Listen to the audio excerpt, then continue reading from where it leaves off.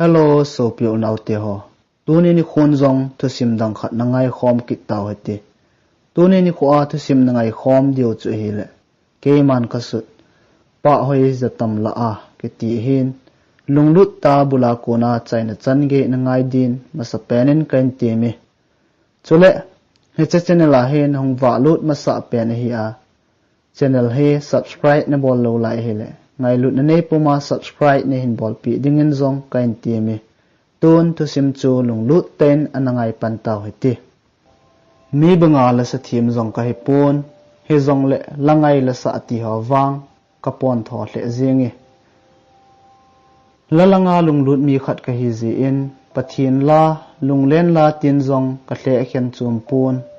ain la rep song ho le chu thet ala ki sa ho wang ka ha ngai nom be se pon ngui zin zena ki sa ho zo ka ngai nom zi e.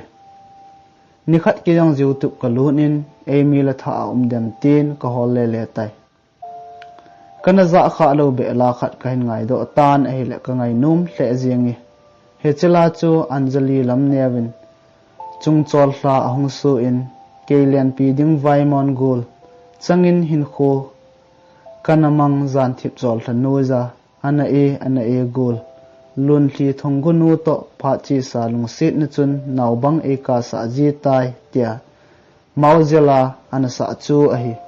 chen ken jong download ka bolin ka bol zo phat in repeat aka kwajin sun ni hlumin hi chela chu ka ngai tan a hi izat ve ka ngai wangin ka ngai chim thei mong mong pon ka ha ngai chanin ka ngai nom che danin a umi aji chu la sanu jong thiemin chule la cheng jong chu hoi ka san ala kai dan jong angi hle zingi Anjali lam nyaw chu het jong kan het kha lo amin jong kana za kha lo na bana jong ala sa jong kana za kha lo hil hi he chela ka ngai do chun ka lunggel ka ngai tun itidana he banga la sa thiem Anjali lam nyaw hi kan het kha lo ham amonga ama hin he chela bu hi asa ham ole ladang jong asa a keizo hin kana za do kha lo ai jing dem katin angol bangin ke chu ka ki holim tan hi chen ken jong ep le ala sa dang jong ki hol phakit hen katin YouTube achun kalut kit in ala sa dang ka hol kit tai wang phat ten ama la sa chu thum ham ka mo be kit in a hi ala sa ho chu khat khada ka ngai le abonin ka ngai num su ke ji heti chun midang la sa him ngai talovin Anjali lam nyaw la sa ho bo chu asun azanin ka ngai jing tai nikhat Facebook ka lut le add friend hola chun Anjali lam nyaw jong ka mutan hi chun ken jong friend request ka thot pajin a la pha chom khat zovin accept a hin bol pi tai ala sa ho ka ngai num thei ji chun ho pi ka nomin ain la ka ki phat lam kit ji chun ka ho pi ngam di pui ke hi Facebook ka kichep jiwanga koima jong ka ho ji lo hi kala kaloi ka pai ho ka mu tiang wang ka ho jinan nume ho wang hi ka mo ho ji lo ti ding a hi jingi na ta san do leo nume ho chu anadong leo chun ke hin en ho pi jinge tia koima lo ding a hi e ho pi ho wang ken jong ka phat nei suna ka ho pi jing a hi nai ain la e ho nom lo ho cho ken jong ka ho pi masat nom de lo a hi ka kile sa ji wang a hi pon ka phat nei ji lo ji le ka kamol ji zo a hi ni thla khat Anjali am lam nyaw chun alim a hin posin ken jong comment ka ga abol tai la sa abu na thip ham ka ti le na mel zong hoi kit na lai nang wang o cha na umi ka tin a hil aman jong a hin don bun in ki pa umi nang be ni hin pa cha le 18 chun ken jong ka don bun kit in olam nyaw na la sa kanei sun hi ka ngai nom thei hle jingi amonga nangin la izat na sa hitam ka tin ile som hambo a hin la ji 18 chun ken jong na la sa zo si chu ka de ji bui wang na bui ding a hin hi zong le phat ong na nei tiang na la sa zo si chu lung sit in ne hin thot o ka tin ka WhatsApp number chu ka petai phat chom khat zo hin ki rang WhatsApp ka lut in a hi le Anjali lam newin la tampi ein thot ho chu kamutai chuyên ken jong la zo si chu download ka bol pain khat in ka ngai jin a hi le ka ngai nom the the zingi la chu ki tim him ngai nom lo mi ka hi ham kana ti wangin Anjali lamnewin Facebook a kon lungsit na hoya hung kon ham lungsit na hi tia chu thena sa ho chu ka ngai nom the the zingi ala sa zo si chu a thu jong a phathe jin ama jong a thiemin a hi le ngai nom a the the zingi pa chom khat zovin ken jong WhatsApp a chon ho sa na nei ta na la sa zo se ne hin thot ji in na chunga ka ke pa tangia ji na la sa zo se jong angi jin nang jong na thiemin ngai nom a the hle tua sanga nge zol hoi zo jong na hin sa do ki theina dingin pathenin namapui jing ta hen ka tin message chu ka thot tai aman jong hin don bot in ke jong ka ki pa e 18 ken jong olam neo ladang na sa ki teng jong le ne hin gel do ki ona ka tin a hi le henge hin thot na nge 18 ken jong ne hin sumil hi beo ka ti ki in a hi la man jong henge hin sumil po nge 18 hiti chun kana ki holim thlani zanahin Anjali lamnewin hin thot la ho chu ngai pumin gamtin khomol ka ngai tu tai gyal sangin Anjali lamneu chu a ho no in akinyau sa hle zingi emi la sa thiam zo si ama tabangin kinyau sa chi lew ki thang at pi a diu dan chu ka tin kalung thima chun thil tam pi ka ngai tu tai aji chu kumthum masanga chu emi gospel singer ho khat kan ho sit kha a hi tai he che phat lai ta chu ke yong la sa kan lung lu dan chu ki dang a hi gospel singer hall a kan ngai sang loi ta mi khat ko ma chun ken jong ki phalam pum le sengam lo sa san tre khat ka thum tan a hi WhatsApp a ka text ji a hin ka message chu amuting thudang jong se belovin hengi ti ho chu ein thot ji e ein la hap ta khat lung gejin jong ein thot di pui ke yong chu kanangol thona lai heding dan hin min hita e bol zo nunga jong chu trek chu anitina ka thum jing jeng na la jin a hi ka se si la man jong hinge 80 jin haptani gejin jong ein thot di pon a hi la ke jong kalung ahang do tai kalung han na chun ki chai sa jeng leng phading a hin ke jong kanangol kho lai ta chu hi ki ding dan a hin he ji chun kan ho se khalo tan a hi heti hen message ka ji in ka thot tai he o nala sa ho he pathianin naman cha bi jong hin tin kele ka in sung mi ten kanangai nom the hle zengowe sule nang hi mi pha pathiana ke ngai jing le mikin yaw sa jong hi na te tin kanagel jiwe ai la tun wang ka gin cha to na bang zo tapui mo pathin la na sa wanga hi namo sa sa hi bovinte tin ka gel tai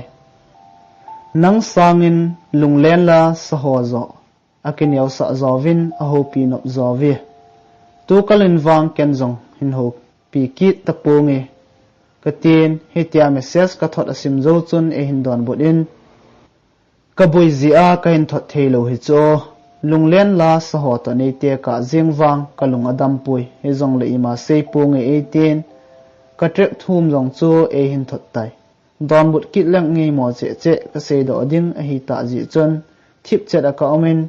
trek e hin thot jong chu ka download ta pui kalung thima chun chutia na bui mong a hi jong le ka bo je na ti thelo ham he zat ve ki seya he nge na ti jing helo ham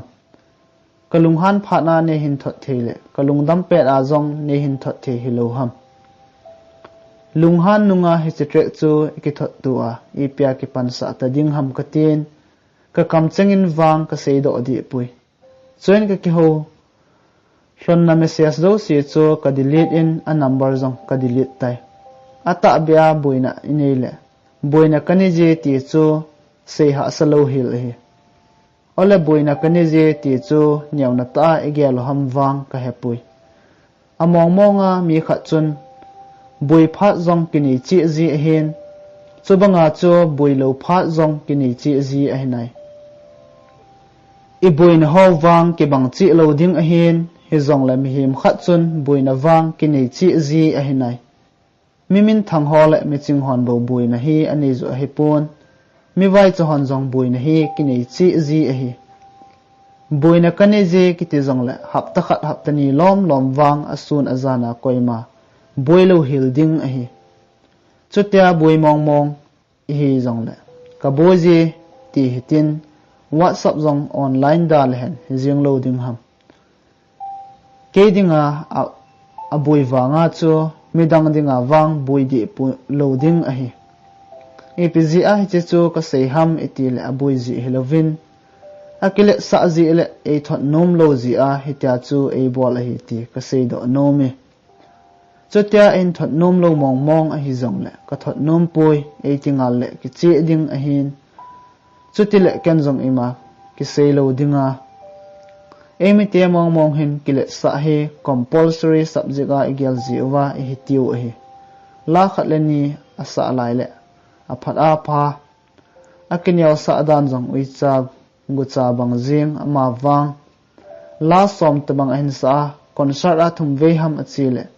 alam zot dan hung ki khiala a khongat dan zong za chuma a pau dan zong za chum jita ama chu a chuti ti naw helovin e ho hi e ti ve e ti naw zo hi evangelist thang boy kip genin e mi te kilet sa vai dan chu aji pan service amule azinu ho the a ji tapui e ti chu di mong a hi ke zong hin kanangai sang ta mi khat zong chu akilet sa ka he dole kangai sang na zo si zong be hil jing ji a hi heti hi zen ke ma ten zong kilet sa bol lo hil ding ti hi ka gyal thapi hola khat a hi mi banga ching la thim zong ka hi pon bol theina zong ka nei lo ji in kilet sa pi ding zong wang ka nei zo pui ain la khat ve le kilet sa to ka ba na zong ana da ji pui e ho pi zo si phat cha don but ka nomin chule ka koma khil thum zo si phat cha pi do ka nom ji e ain la migen the ki ji in to la thama ki boi jingin a hi le ule naw tam pi kan don but zo zai ji ta pui thu dang ka ji le ka thusim su zong ka hai leu tan e pi le thusim chu ban zom kit taw heti ni thla khat he ken zong anjali lam neu chu ka text kit in olam neu la tha na sa lo lai ham la tha na sa ta le nein thot kit tu ka ten a hi le tu chanin wang la tha ka sa hi la ji ananga a hat zep o la tha kan sa ki teng kan thot ding a hinai 18 hitia ka ho si le phatecha hin don bu jing ji chun koi ma se pi ngai lovin akin yaw sa na le aphat na chu e mu do sa tan a hi he ji chun ken zong heti hin message ka thot tai olam nyaw pathin phat sa hi le tua sanga zong nahung min than na lai ding a hin he zong la tua na kin yaw sa bangin kin yaw sa jingin lang kilet sa na wang nun sun jingin ikin yaw sa lai sia e ngai lo ding mi pun be jing a hin ama wang ikilet sa ting e ngai lo hon zong e vet da ziu a hitai mihem zo sin min than ding i dei chi un a hin mi zo si wang min than na ki mu zo pui en la ken ka sei nom chu mihem tam pin agel kho lo le agel do lo thil khat a umi he chu thil dang a hi pon mi min thang zo sin zong amu zo lo min phat na hi a hi min phat na sanga min than na sanga min phat na hi gam changa phachum zo sana le gimnam tui sanga zong man tam zo a hi nangin wang min phat na ding zo gel kho jingin katin a hi la ki pa hle jinge he chen ya ki pa chun ko hong kheu jing hlon tan a hi le kalung sunga chun mu thelo lung set na zong ana chiang man kit tai ama wang ke sanga ama akum le hla a ta zo a hi ji chun kalung sit na thu sei do ding lunga ka gel zong le ki phat lam na le za cha nan kadim set ji e ai la phat le ni kho chi dung zo jin lung set na zong a khang to jingin a hi le phat dinin kalungin anjali lam neu bo a gel jing tai khat ve kom le kalung sit na thu mo sei do jing ding chu kanom jin en la ta mel mu lo a hi ji chun ka sei ngam ki ji pui sei jong lang num di lo ding a hi ka het ji chun sei do lovin gu thimin apul ka do jing tan a hi ka kheu ji hlan teng ka za ipina bol hatam 80 jin na to bu ko bui pi jing a hi ji chun gen the ke din chol do na ding phat a pui tu le tun zong na ka tongi kan ti zin a hi mi pha hi ji chun nang ma na pat tho pe ni e ti ji e hitia ka ke ho ji hlon ting aw su chun e na ngol sa ji tan a hi le kalung sit na chu kan se do di jing ji e ka ki ngai tu zin idinga ta mel mu lo anjali lam neu hi banga ka ngol pi a ke gen the pi jing hi tan tem ama lung sit the ding be he ki hi zo le phadinga toala ama to ki lung sit the zong ki hi zo lo ka en chen vai cha to ama sanga ki nyau zakit na lai apa chom lo ding gen the na bet hi chilung sit hi selmang in ting ki het mo sa tangi ka ti zin a hin la chu tia mel ding ka gyal ji kom le kalung sit na chu sang di set to abang kit zin a hi le mel la ding phat him ka mu zo pui sun tin na zan tinin ama bo ka gyal zin ala sa ho chu ka ngai zingi ni khat sanga ka pet in ka ki ngai ton he banga kilung sit na asu mai mel zong ki mu khalo khat ve be mel mu ka no me ka tin he ji chun a chen naw wang khu min ka dongin a hi la man jong acp in chen ken jong na khowa ka hong ding a hi ka ti la ka za seyin ki mel het na jong hin tin khat ve be ba hong tango 18 ken jong kas don bon in ata bia hong ding ka ti hin kong phat la wang kilet sa he ona ka tin a hi la ata ta bon na hong kilove 18 ken jong ka don bot kin in ata ka se he cho ka hong lo ding le kho ta ka hong ding a hi ka ti ding ham ka tin a hi la nong ding a hi la pha e nong thon ding teng kol jong ne hin bolo 18 he ti chun ka ke ho lim thloni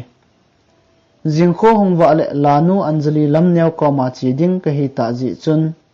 me siu le nui hiu chan ka zal na khun chung ka zun tai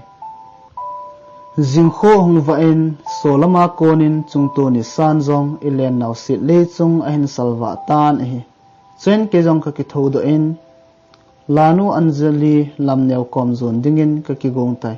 ke ki go chai phat in kinum sot talovin ke jong ka chi pai tan hi ni thla alang ni dan thum vela hin ke jong a kho cho ka ga hlung tai aman jong mai thlai selin eina lam ton a ina wachun e pui tai lunga kan ngai tu sangin jong ta mela so mai mel kamu chun ka dei hle zengin chule a phat na ho jong kamun a hi le ka ke pa hle zengi ain la kalung sunga lungsit nan thu ase jing ji chun ke wang za chat nan kadim jing tai kalung sit na chu pho thip ding ka nomin ain la lungsit nan azowal ji in ka pho thip zo ta pui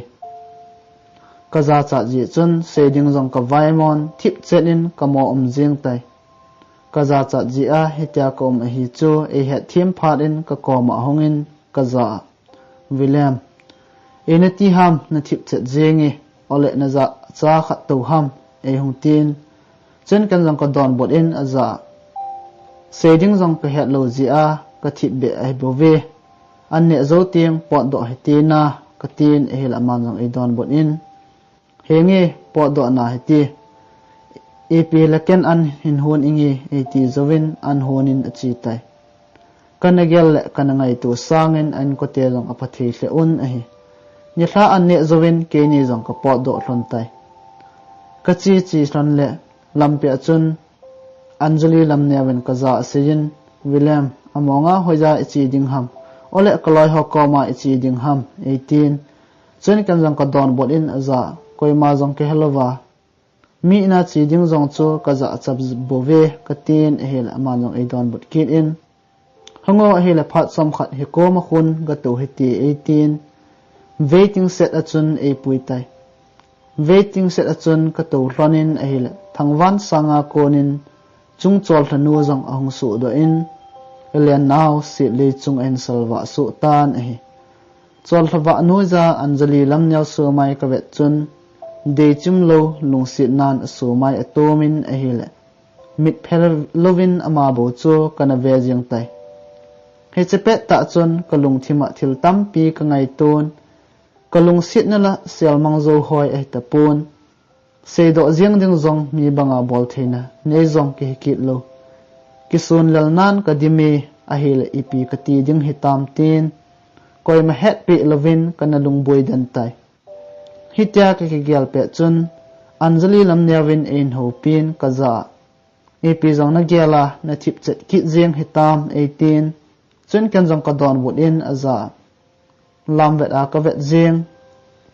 kalung sunga kamil mo nang ka hingyal ai bove katin ahila manong hin don bot kit in chapangin ute koma hiti ho chu ki seji lo ahi 18 chen kan lang ka don bot kit in lam neo mitin na sejingo lung sit nan le neo chule haula vai a khian poi kiti thu chang he nangin itin gyalam tin ka dong tai chen aman jong ai don bot in lung sit nan azo pole ipi kho ding ham 18 chen kan lang aza ka sei ki nin chutia na gyal le apha e na koma thu khat ka sei thei ding ham tin ka sei kit tai aman jong hin sei tango ipi thu ham 18 chen kan lang aza en hiti hin ka sei tai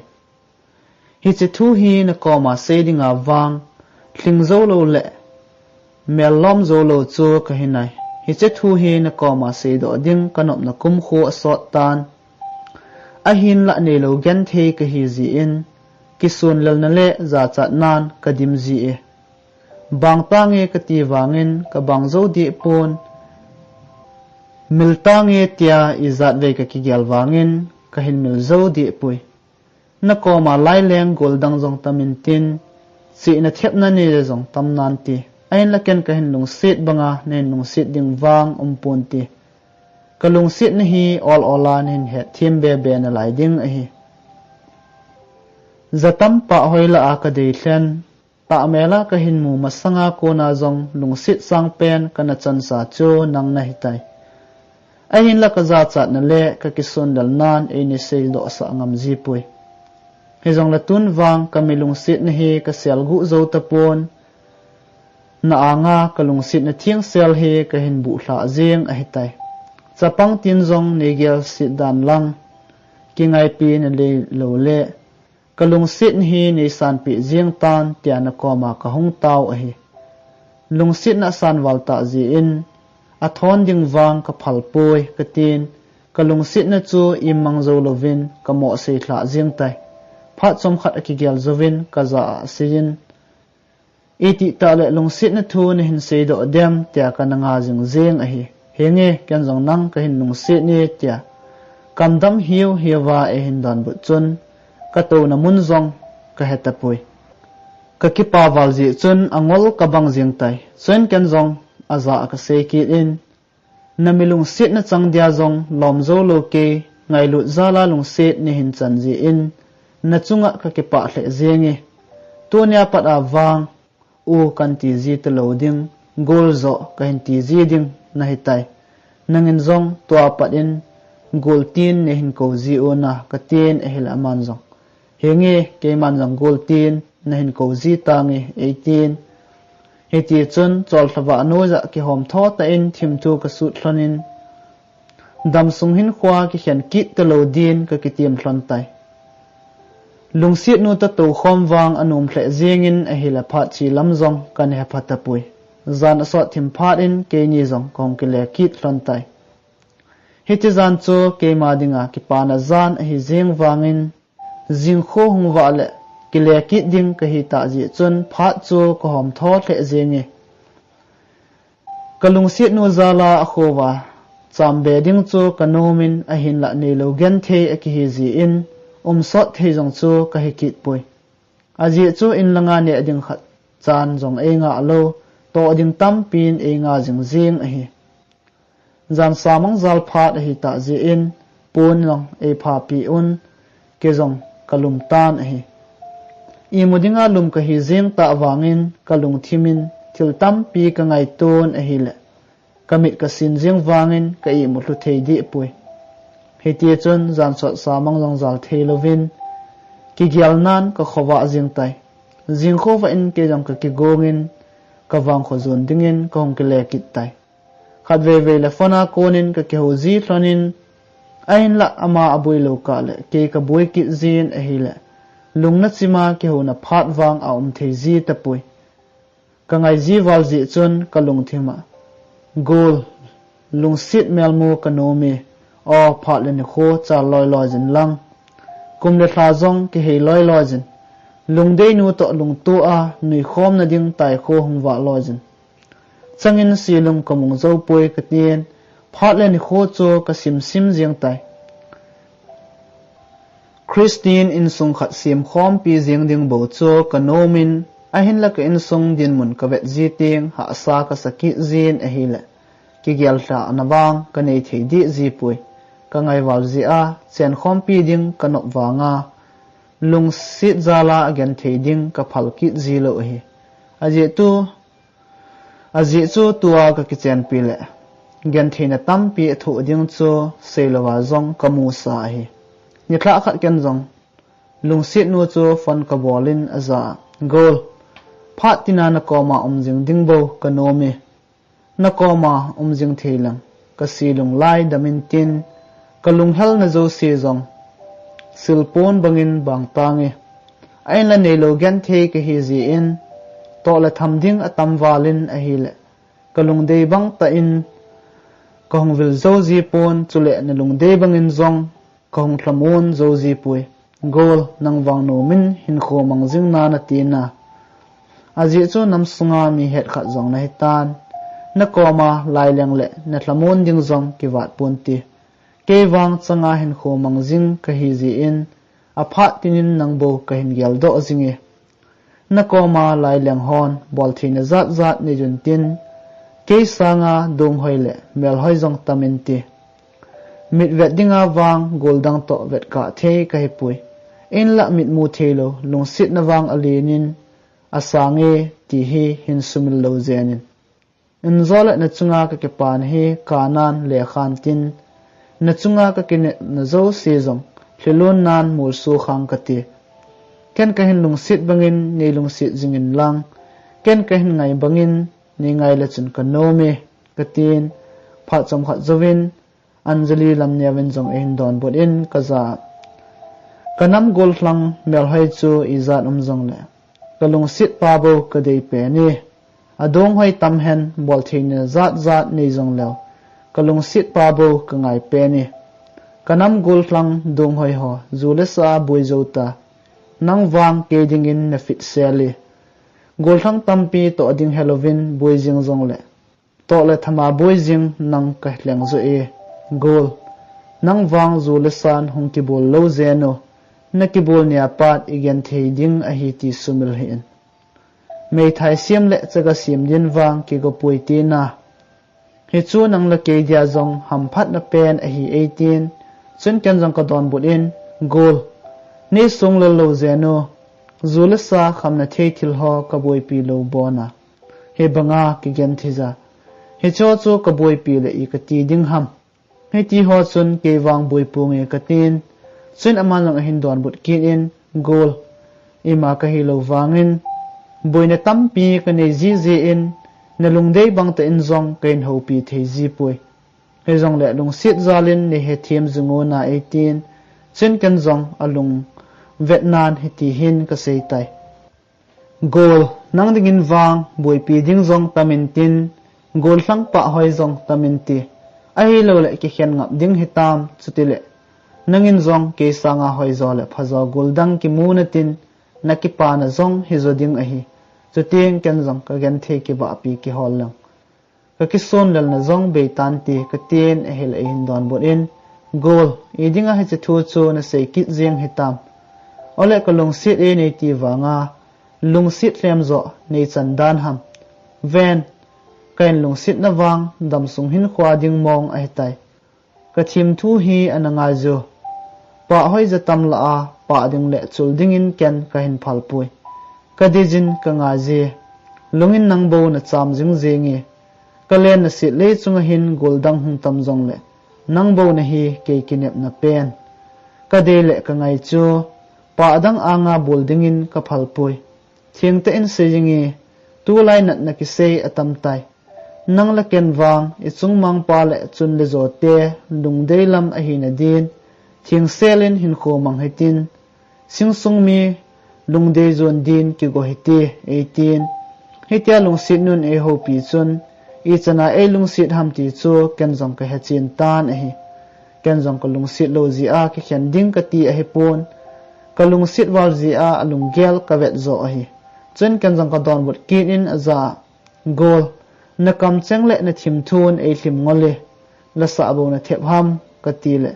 thu sei dan zong na thim hle zengi nang banga na mei pha e lung sit the ding ka ki mu hi wang pha ka ke sa hle zengi ke wang mi kam mol ka hi zi in ka lung sit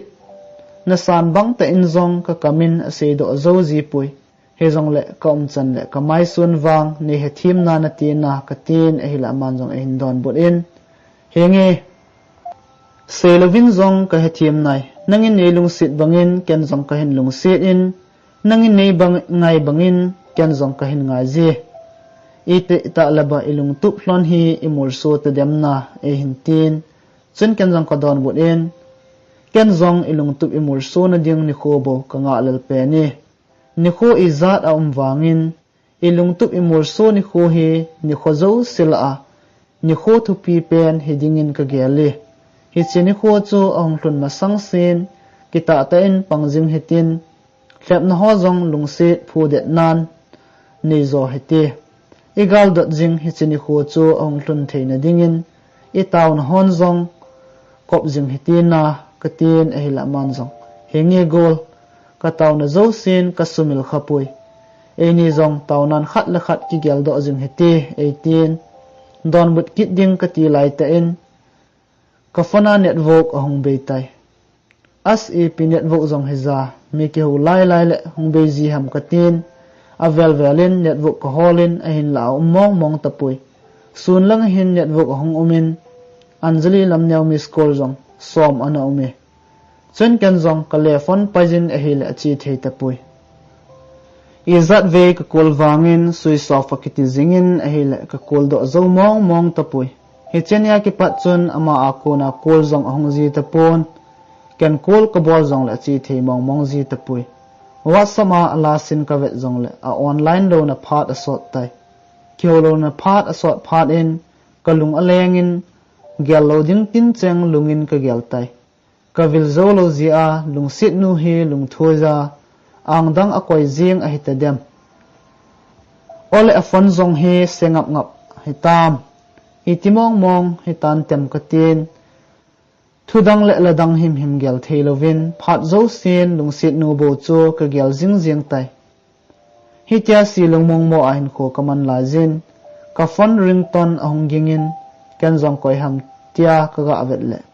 anjali lamneu an hitai he chun ke jong ka ki pa le jenge chun ken jong kol hung chu ka pik lojin hello gol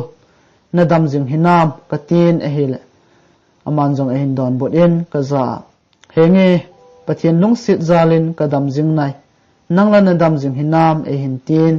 chun ken jong ka don bot in henge ke jong ka dam jing nai a hin la na kam cheng oso za lo na phat asot ta ji in lungsung nat nan e bom jingi gol tu ka chu hojana chi a khat ve be jong kol ne hin bol kha lo hitam no oso za num na ji a ken ka hin kol kom jong le ka hin kol do zo ji pui ngai na vale ka ten a hila man jong hin don bot kid in gol ken jong nang ka hin ngai lo ne hi sa ham ka hin ngai ji dan alam ding in ate pi ding zong ka hepui nang dinga la khat ka sima ka khum ai bove ka boi ji wal ji a phat tam zo ka fon zong sui sofa ka koi ji a hi 18 chen kan jong ka don bot in o chuti zo ham ke chun la ji na nei ngap ngap hetam kanatin amonga ke dinga ipilana sim ham tin ka dong tai chen aman jong ai don bot in nang da a koi kom buildinga nei gel ham kong tun phat le na dinga ka sim ka zaila zong ngai sa na ngi 18 chen kan jong hoilai ong na hung tun tin ka dong tai aman jong ai don bot in na inuwa ka hongi e hin tin ken jong aza ka sen ta san la kin wang chu a thowin na tin ka sei tai aman jong hin don bot kirin nei ta san lo le kot hung o get lang hin ve o 18 ka ta san lo ji chun ka ga ve di pui he ji chun ta san thei dom jong se ji o zo hyong le ta san thei dom a umi tin ka ga seitan hi ama jong hin don but kin in a to dana ne gel ham kong hlun pha le heta na ti e hin tin chun ken jong henge ka tin e hila ko chu ong ki kivin ko e ki ta dem nunga ho to ki ho pet le mi su boi ding jong hi atam ji e ka tin ko chu ka ga hongin e hila koi madang an he pon lungla ya cham jing ka lung sit anjari lam nyaw chu an he tai chun ken jong aza ka seyin akidang wal zengi gin chat lovin sahi akole ki ti kho na hung tho dan a he tai na tin ka seyin e hila manong e don bot in to chu nei ta san ta em ole na zan mang na hi sa kit am e tin ken jong ka don bot in ta melan su mai mel kimuta a iti ka ta san da ding ham kadinga na sim zaila chu nei ngai sa lo zo ka nga lal wal zeng tai tin ka sei tai chun aman jong a hin don bot in na lam ding hina ong 18 ken jong ka don bot kit in lam na thija na sa hi le kalam jeng hi ding ham ap hi le la chu hin thla lo zo ka tin e hi le la chu a hin thla tai o kanam gol hlang mel hoi chu izat jong le kalung sit pen pa bo ka dei pe ni adung hoi hen bol the ni izat nei jong le kalung sit pa bo ka ngai pe ni te mau zena la sa hen la chun ka ngai num hle zengin chule kadinga ala sim tu chang chun kalung sung atong khatle zengi chun anjali lam neven kaza kalam ding hi na ti hilo ham lam loi tango 18 chu theda ki sa hi ji chun ke jong kalam jing tai ai tia lam ki tim hem bol num lo le lam khalo hil ka hi wangin anjali lam neven kadinga asim azaila hen thla chun adung avayin ka kili le jing tai hitia revival changho dana adung avaya ka ki pe jing chun kalup na konin tur senan ka kinei jing tai ka khup tola ka ta kha na kalal wal ji chun ka pengza jingin a hile ka in ko te ahong hlai lut un ina ti ham 80 vin a hile ka hong lim do tan a hi am dan cho zan mang chom cha anjali lam nyaw to kan len khoma lungsit hin kho kanaman khom hlon dan a hi kalung helman chun sun ni hlumin anjali lam neven o kanam gol hlang tia chu theda na sa chu khanga ji min e the dan te ti jong ka gel phata pui izat ve zan so samang ka zaw ki ta wangin ka zan mangin anjali lam new ki ti him ka mu khakit ta pui thu sim jong chu hiti chun ong ki chai tai